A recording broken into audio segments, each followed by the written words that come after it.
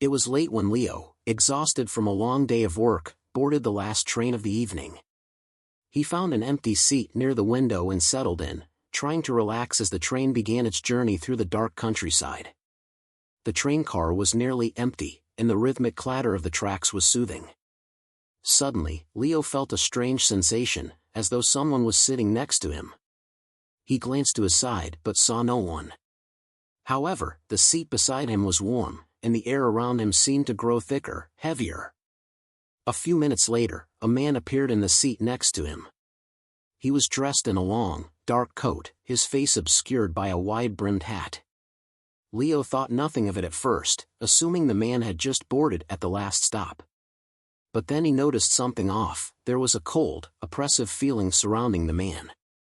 The longer Leo sat next to him, the more he felt as though the man was not entirely real, like he was something other.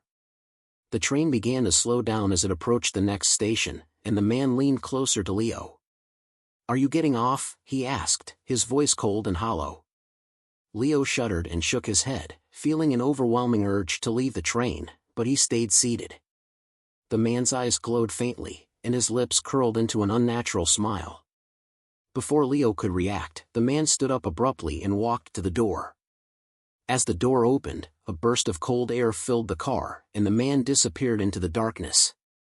The train continued its journey, but Leo couldn't shake the feeling that the man's presence lingered in the air, like a shadow that had followed him home. When Leo reached his stop, he exited the train quickly, but as he stepped onto the platform, he turned to look at the train one last time. Through the window of the car, he saw the man, standing at the far end, staring directly at him. The train's doors slammed shut, and as the train sped off into the night, Leo felt an icy chill crawl down his spine. He had no idea who, or what, he had shared that ride with.